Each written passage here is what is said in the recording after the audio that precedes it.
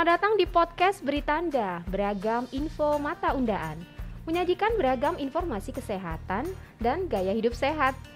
Bagi kanca sehat yang ingin mendengarkan audio file Beritanda, Anda dapat mendengarkan melalui Spotify. Kanca sehat juga bisa menyaksikan tayangan Beritanda di akun YouTube channel Rumah Sakit Mata Undaan. Banyak sekali pertanyaan-pertanyaan dari follower sosial media Rumah Sakit Mata Undaan yang disampaikan melalui direct message Instagram @rs.mataundaan. Beberapa merupakan pertanyaan medis yang hanya bisa dijawab oleh dokter spesialis mata.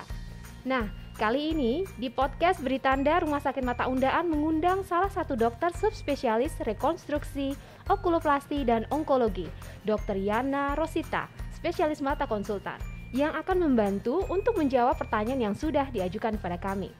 Selamat datang Dr. Yana Rosita. Ya, terima kasih. Ya, apa kabar ini dokter? Ya, alhamdulillah baik. Baik ya dok ya. Maaf.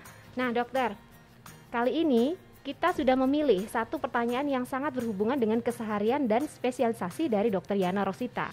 Pertanyaan ini disampaikan melalui direct message dari akun @budisusetio. Pertanyaannya seperti ini dok.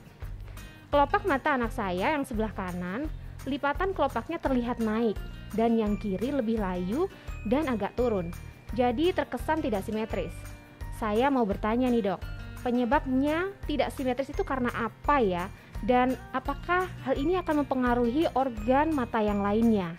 Dan satu lagi, apakah hal ini berbahaya? Nah, kira-kira seperti itu tadi pertanyaan yang disampaikan langsung melalui direct message Instagram @rs.mataundaan.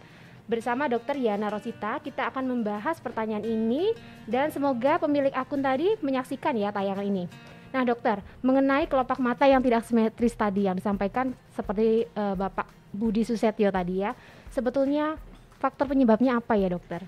Jadi kita pastikan dulu untuk posisi kelopak matanya ini yang normal, yang mana, yang sebelah kanan atau sebelah kiri. Sebenarnya untuk sebagai patokannya, untuk posisi kelopak mata yang normal itu yang bagian atas menutup di bagian item-item ya. Kita bilangnya si limbus. Di bagian item-itemnya itu sekitar 1-2 mm yang di bagian atas. Ya. Yang di bagian bawah tepat di bawah garis yang ada di item-itemnya itu. Atau bisa juga lebih turun sekitar 2-3 mm di bagian bawahnya, asal dengan catatan tidak ada posisi dari bola mata yang menonjol. Ya. Itu dulu sebagai patokannya. Jadi kita lihat yang normalnya yang mana dulu. Kalau misalnya dia posisinya memang lebih turun seperti yang tadi sudah saya jelaskan normalnya seperti apa, itu disebut dengan ptosis. Okay. Ptosis palpebra. Jadi turunnya posisi dari kelopak mata atas dibandingkan dengan mata yang normal. Kalau dia terjadinya pada anak-anak, kita nyebutnya ptosis kongenital, berarti sudah bawaan dari sananya. Sejak lahir, misalnya udah sejak lahir, kita ketahui kok matanya lebar sebelah, kita lihat dulu, oh ternyata memang posisinya bukan yang kelopak mata satunya yang terangkat, tetapi kelopak mata satunya yang turun. Nah kalau memang terjadi seperti itu disebabkan karena memang istilahnya udah pertumbuhan waktu janin ya. Jadi di kelopak mata kita ini ada yang fungsinya untuk membuka dan ada yang fungsinya untuk menutup. Untuk yang membuka ini kita sebut dengan musculus levator. Pada beberapa orang yang seperti Pak Budi Susetio tadi bilang, anaknya kelopak matanya turun, kalau memang betul dari kecil dan tidak ada riwayat trauma, jadi misalnya dari lahir kelopak matanya ini tidak pernah jatuh, tidak pernah apa-apa, ya memang terjadi gangguan perkembangan dari musculus levator itu. Karena terjadi gangguan perkembangan, ya otomatis fungsi untuk membuka matanya juga akan mengalami gangguan gitu. Oh oke.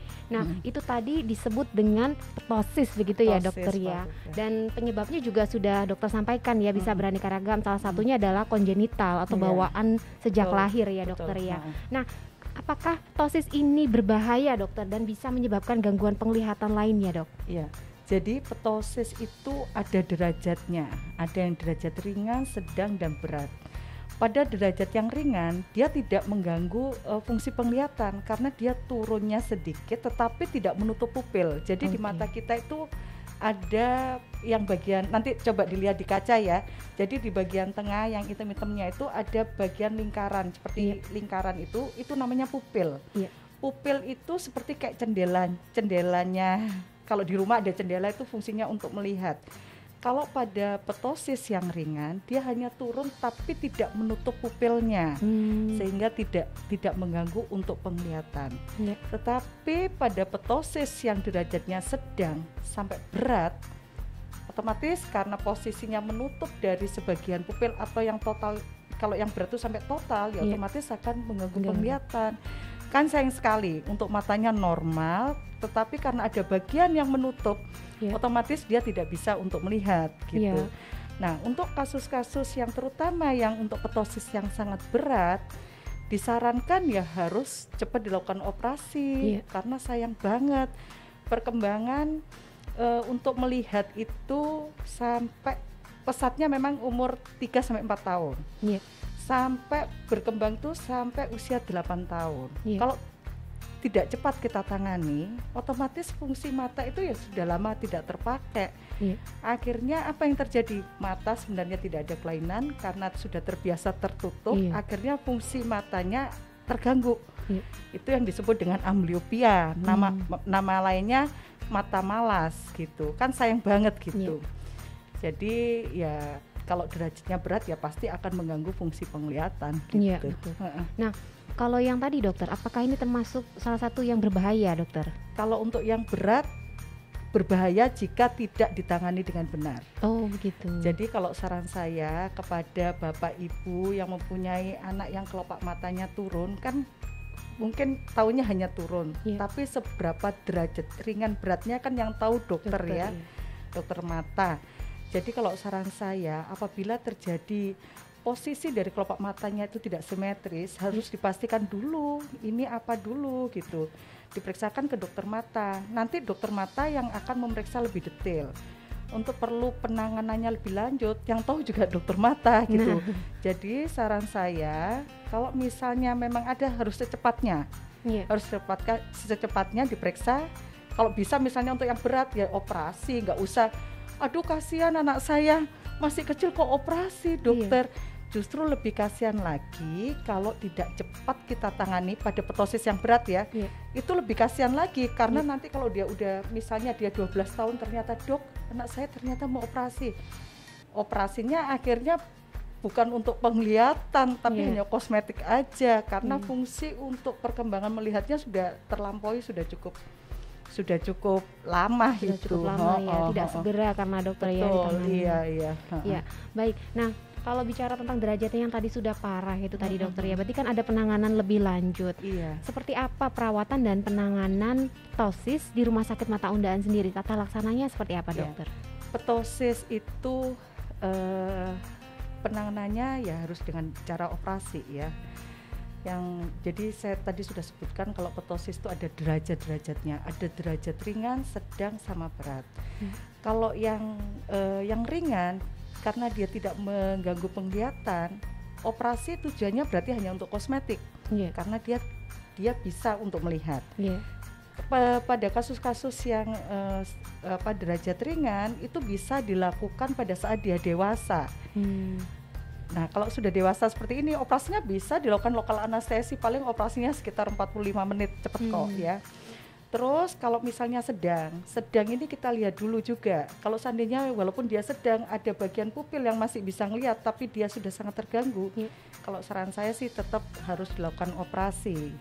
Operasinya tergantung usianya. Kalau usianya masih anak-anak ya berarti kita operasinya dengan general anestesi. Nah, kalau yang ini tujuannya untuk penglihatan dan kosmetik. Kalau untuk yang berat, nggak usah main-main. Kalau bisa kita lakukan operasi sebelum usia 3-4 tahun karena yang berhubungan tadi dengan perkembangan fungsi melihat ya. Paling bagus itu usia 3-4 tahun sampai maksimalnya usia 8 tahun. Kalau itu tujuan utamanya adalah untuk memperbaiki fungsi penglihatan ya, untuk kosmetik juga, tapi tujuan utamanya untuk penglihatan gitu. kalau pada yang kasus berat ini kalau dilakukan pada anak-anak ya kita lakukan dengan general anestesi gitu. Iya. Nah itu tadi ya moms di rumah, itu juga tips bagi Anda yang memiliki buah hati dengan kondisi ptosis dan derajatnya sudah masuk golongan yang berat, itu tadi yang disampaikan Dokter Yana. Jangan tunda lagi, segera kunjungi dokter spesialis mata dan konsultasikan kesehatan mata anak dan buah hati Anda tercinta. Oke, Kanca Sehat, itu tadi ya hasil tanya jawab kita bersama Dokter Yana Rosita. Satu pertanyaan sudah dijawab melalui follower kita di Instagram @rs.mataundaan yang tadi bertanya tentang ptosis atau gangguan pada kelopak mata yang menurun. Jika ada kerabat atau keluarga kalian yang mengalami kondisi ptosis ini, jangan khawatir karena ptosis dapat dikoreksi dengan operasi ptosis tentunya. Operasi ptosis ini dapat Kanca Sehat lakukan di Rumah Sakit Mata Undaan loh. Baik, terima kasih untuk Dokter Yana Rosita, spesialis mata konsultan yang telah berkenan dan meluangkan waktu untuk hadir di podcast Beritanda kali ini ya Dok. Ya, sama-sama, semoga bermanfaat. Iya, pastinya informasi ini semoga bermanfaat. Dan Kanca Sehat, jika Anda memiliki pertanyaan-pertanyaan mengenai kesehatan mata, bisa disampaikan juga melalui direct message atau komentar ya. Siapa tahu pertanyaan kalian akan dibahas bersama dokter spesialis mata di episode podcast Beritanda selanjutnya. Tetap dukung kami dengan tetap mengikuti segala informasi yang terupdate dan menarik dari Rumah Sakit Mata Undaan. Pesan kami, tetap jalankan protokol kesehatan, selalu gunakan masker, jaga jarak aman, makan makanan yang bergizi. Nantikan kembali tayangan podcast Rumah Sakit Mata Undaan selanjutnya. Sampai jumpa dan salam mata sehat.